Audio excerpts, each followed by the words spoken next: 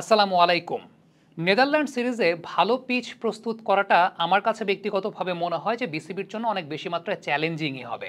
ব্যক্তিগতভাবে আমি চেয়েছিলাম যে এই সিরিজটা সংযুক্ত আরব আমিরাতে অথবা অন্য কোনো জায়গায় হোক, কারণ এই মৌসুমে বাংলাদেশে বেটার পিচ প্রস্তুত করাটা আসলে খুবই ডিফিকাল্ট। টনি হেমিংয়ের সঙ্গে সাম্প্রতিক সময় আমি একটা অনুষ্ঠান করেছিলাম স্যাটারডে নাইট স্পোর্টস যমুনা টেলিভিশনে, যেখানে টনি হেমিং একটা কথা বলেছেন যে তিনি এমন একটা দেশ থেকে এসেছেন যেখানে একই দিনে ৪ ধরনের ঋতুর বৈশিষ্ট্য দেখতে পাওয়া যায়, এবং তিনি নিজেকে প্রস্তুতি ওইভাবে করেছেন যে যাতে যে কোনো কন্ডিশনে থাকুক না কেন তিনি যাতে বেটার পিচ প্রস্তুত করতে পারেন, এবং টনি হেমিংকে সিলেটে নিয়ে যাওয়া হয়েছে কনসালটেন্সি দেওয়ার জন্য। কিন্তু ব্যক্তিগতভাবে আমি যেটা মনে করি সেটা হচ্ছে এটা তো মানে কোনো ম্যাজিকের কোনো কিছু না, বা মাটির বৈশিষ্ট্য তো আপনি রাতারাতি ৩ দিন ৪ দিন ৫ দিনে আসলে পরিবর্তন করতে পারবেন না, বা এই যে ক্লাইমেটের চ্যালেঞ্জটা হঠাৎ করে সে টনি হেমিং এই মুহূর্তেও পরিবর্তন করতে পারবেন না। এটা আমার কাছে ব্যক্তিগতভাবে মনে হয়, আমি জানি না, যদি টনি হেমিং করে দেখাতে পারেন তাইলে তো অবশ্যই বলবো যে টনি হেমিং অনেক সুপারব কাজ করেছেন এবং অ্যাপ্রিসিয়েশনের কাজ তিনি করেছেন। কিন্তু সত্যিকারের অর্থে আমার কাছে ব্যক্তিগতভাবে মনে হয় যে প্র্যাকটিক্যালি সেটা খুব বেশি পসিবল না। আমি পাইলট ভাইয়ের একটা ইন্টারভিউ পড়ছিলাম যে তিনি ১৮০ থেকে ৯০-এর উইকেট দেখতে চান, কিন্তু আমার কাছে ব্যক্তিগতভাবে মনে হয় যে এই মৌসুমে ওই রকম উইকেট প্রডিউস করাটা আসলে পসিবল না। কেন পসিবল না আমি আপনাদেরকে যদি বলি, তাহলে একটা ভালো উইকেট প্রডিউস করার জন্য আমি টনি হেমিংকে জিজ্ঞেস করেছিলাম যে ভালো উইকেট বলতে আসলে কী বোঝায়, খালি রান হলেই কি সেটা ভালো উইকেট? টনি হেমিং বলেছেন যে আমরা ভালো উইকেট বলতে যেটা বুঝি যে প্রতি ৩০ রানে একটা উইকেট পড়বে।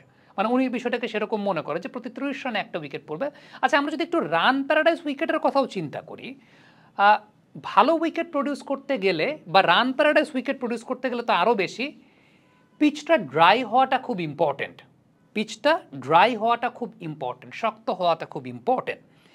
কিন্তু সমস্যার জায়গাটা হচ্ছে যে ড্রাই হতে গেলে দুই ধরনের পলিসি আছে। এক ধরনের পলিসি হচ্ছে ডিরেক্ট সানলাইট পাওয়া, এটা এক ধরনের পলিসি, ডিরেক্ট সানলাইট। দ্বিতীয় বিষয় হচ্ছে আপনি আর্টিফিশিয়ালি একদম রুট থেকে আপনি সেটাকে পিচটাকে ড্রাই করবেন। এখন কনসার্নের জায়গাটা হচ্ছে যে পরিমাণ বৃষ্টি হচ্ছে, যে পরিমাণ বৃষ্টি হচ্ছে এবং ওয়েদার প্রেডিকশনে আসলে আগামী 10 দিনের প্রেডিকশন যদি আমি চিন্তা করি, যে পরিমাণ বৃষ্টি হবে ওই পরিমাণ বৃষ্টিতে প্রপার সানলাইট যদি না পাওয়া যায়, বৃষ্টির পর প্রথম একটা বিষয় তো বৃষ্টির পর কাভার ওঠানো, বৃষ্টি যখন থাকবে তখন তো কাভারেই থাকে, বৃষ্টির পর কাভার উঠে যদি প্রপার সানলাইটটা না পায় পিচ আসলে কিভাবে ড্রাই হবে? এখন বৈজ্ঞানিকভাবে যদি আপনি চিন্তা করেন তাহলে তো ব্যাপারটা সেরকমই যে বৃষ্টিপাত যদি হয় পিচ তো আলটিমেটলি কাভারেই থাকবে, এটা হচ্ছে নাম্বার ওয়ান বিষয়।